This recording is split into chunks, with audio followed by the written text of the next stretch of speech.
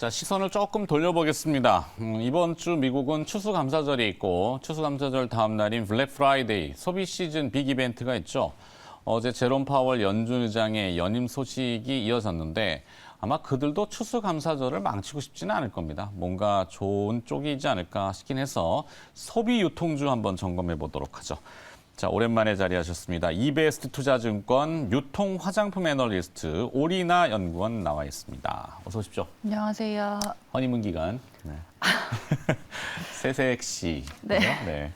6개월 정도 되셨다고 하셨는데, 자, 허니문은 참 달콤하고 좋은데, 이 유통 쪽은 상당히 조금 어려웠던 우여곡절 있잖아요. 뭐 네. 코로나 때문에 뭐 다들 알고 계시지만, 이제 연말 쇼핑 시즌이 또 조심스럽게 다가오고 있고 또 위드 코로나 얘기도 많이 하고 있습니다.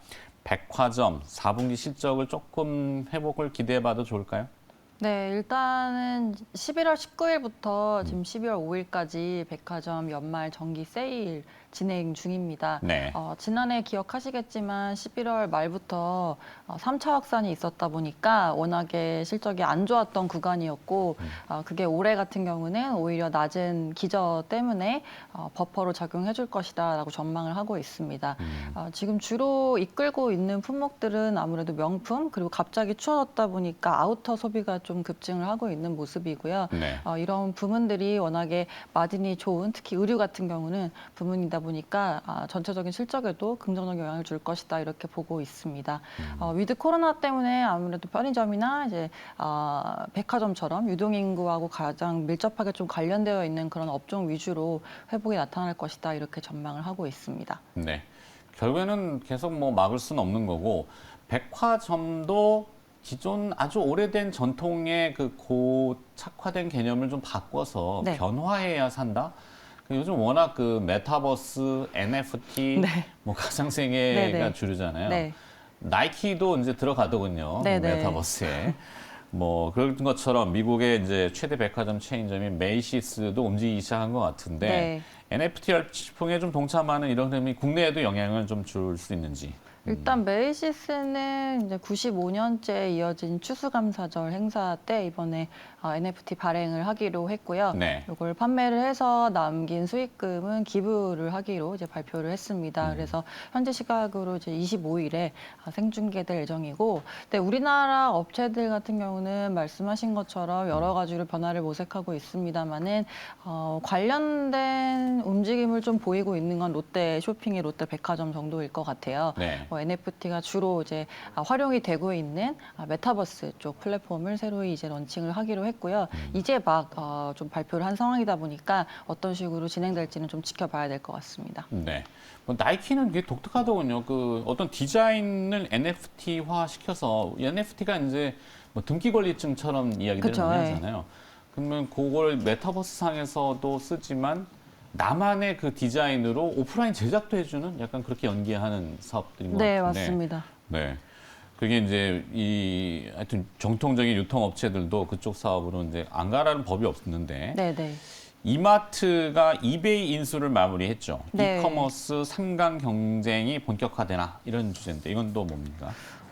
저희가 내년에 이제 유통업종 내에서 메인 테마로 보고 있는 게 온라인 장보기 업체들입니다. 네. 왜냐하면 이마트의 쓱닷컴 그리고 마켓컬리 그리고 오아시스 마켓 등이 지금 상장을 예정을 하고 있다 보니까 사실 올해는 뭐 코로나가 조금 완화가 되면은 유동인구가 증가를 하면서 백화점 쪽이 좋아질 것이다, 소비가 돌아올 것이다 이런 것들에 대한 기대감이 좀 업종 내에 전반적으로 반영이 되어 있었습니다. 그렇다 보니까 수급도 좀 그쪽으로 쏠린 편이고요. 근데 이제 정말로 위드 코로나가 됐기 때문에 이제 요 다음 게 뭔가를 좀 주목을 하고 있는데 내년을 봤을 때에는 그게 메인 이제 업종 내에서 테마가 될 것으로 전망을 하고 있고요. 네. 마켓컬리 같은 경우는 시총이 이제 5조에서 7조 원 정도로 예상을 잡고서 지금 가고 있고 오아시스 마켓은 이제 1조 원 정도를 보고 있습니다. 그래서 아무래도 굵직굵직한 업체들이 좀 올라오고 또 이커머스 내에서 좀 전망이 밝은 그런 품목을 다루는 업체들이 올라오다 보니까 이 내용 때문에 이제 이마트로 좀 긍정적으로 보고 있는 상황입니다. 네. 자, 뭐 사람마다 그 성향이 다르겠지만 언제 한번 제가 말씀을 했던 것 같은데 이게 네. 헤드기어 같은 걸 쓰고 뭐 마트에 꼭 굳이 가지 않아도 가려면 뭐 주차해야 되고 그쵸. 또 복잡하고 사람 네네네네. 많잖아요. 그걸 즐기시는 분들도 있겠지만 좀 피하고 싶다면 집에서 이렇게 가상의 쇼핑을 막 담아 놓으면은 네. 배달만 해주는 이것도 메타버스 있잖아요. 그렇죠. 네. 네, 일종의 메타버스이고요. 그죠. 뭐 실제로 알리바바 같은 업체들이 몇 년 전부터 좀 시도를 많이 해왔었는데, 근데 우리나라 같은 경우는 뭐 이런 기기들이 좀 일단 확산돼야 되는 것도 있겠지만, 네. 무인 점포 위주로 아무래도 최근에 이슈들이 최저임금이 좀 올라가는 내용들이었다 보니까, 그쵸. 예, 그런 쪽으로 점포들이 좀 변화를 하고 있는 모습입니다. 물론 저는 이제 시식하러 시식이 먹어야 되기 때문에. 네. 자, 편의점 업종도 조금 이 변화가 있을까요? 코로나, 위드 코로나에? 편의점을 이제 유동인구가 증가를 하니까 좀 기대감이 있었을 거고 있으실 건데, 근데 사실 편의점이 4분기에 가장 비수기입니다. 그래서 어닝이 가장 얇은 시즌이고요. 사실 네. 2, 3분기가 가장 어닝이 좋기 때문에 그쪽에 그때 이제 코로나가 좀 풀렸더라면 약간은 수혜를 받을 수 있었을 텐데. 그러니까 야외에 조금 이렇게 예, 날씨가 파라솔 좋고, 같은 게 네, 좋으면 그리고 밖에서 네, 드시는. 또 마진이 좋은 상품들이 여름에 많이 먹는 상품들이거든요. 네. 아이스크림이나 아니면 음료수 같은 것들. 아. 근데 이제 4분기는 아무래도 비수기다 보니까 그냥 유동인구가 늘어나는 거에 따라서 좀 비수기 효과를 방어해주는 정도로 보셔야 될 것 같고, 네. 그래서 뭐 그 이슈를 좀 차치하고서라도 워낙에 지금 편의점 업종 내에 경쟁이 심화하고 있다 보니까 탑2인 두 업체 모두 여러 가지로 신사업 확장을 좀 고려를 하고 있는 상황입니다. 그 신사업들이 뭔가요? 뭐 얼마 전에 BGF가 그 친환경 소재의 패키지 포장 업체를 뭐 인수하는 뭐 네, 네, 그런 네, 네. 것들은 나왔는데 그게 신사업인지 아니면 다른 쪽인지요? 먼저 두 업체 모두 이제 두 업체라면은 BGF BGF 리테일과 리테일, GS 리테일 말씀을 드리는 건데 두 업체 모두 이제 퀵커머스 시장에 좀 진출을 간접적으로 해 왔습니다. 그래서 피커머스? 퀵커머스. 퀵. 예. 죄송합니다. 귀가 잘 들려.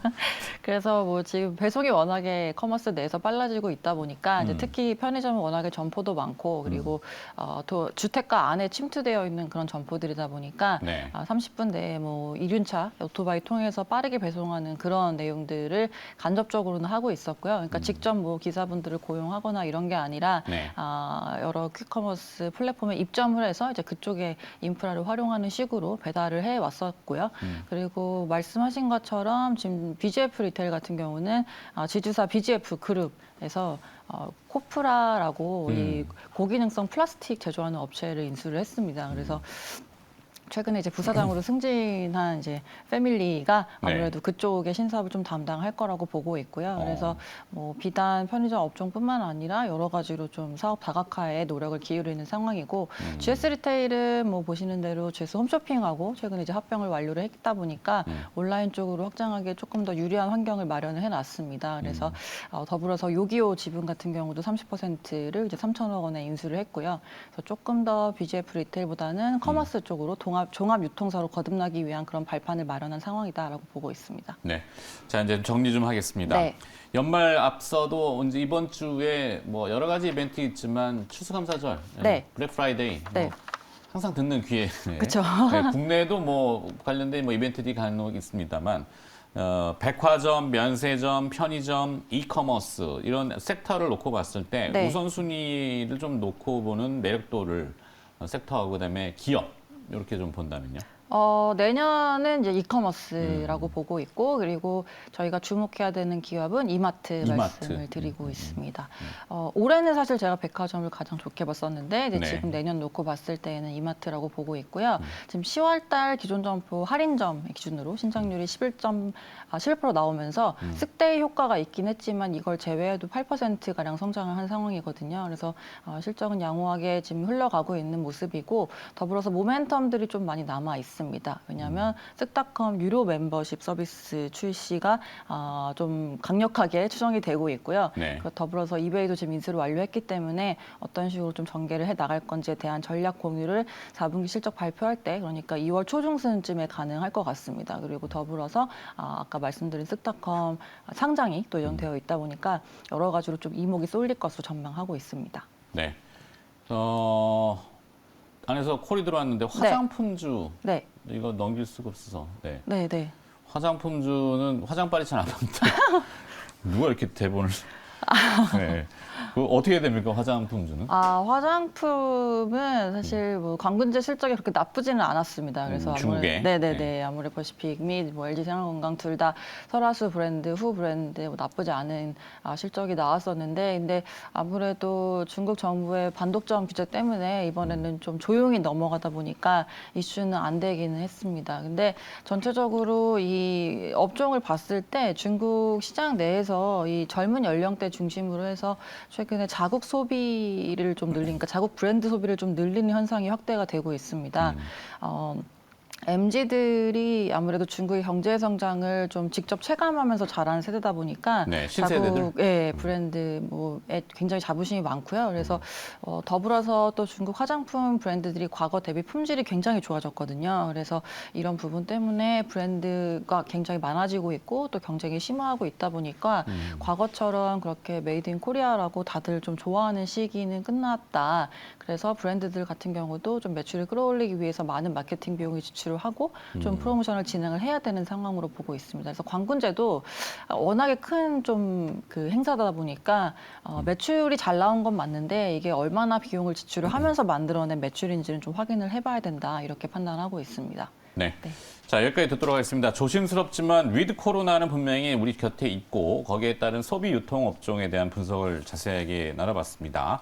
EBS 투자증권 리서치센터 유통 화장품 오리나 애널리스트가 수고를 해주셨네요. 고맙습니다. 네, 감사합니다.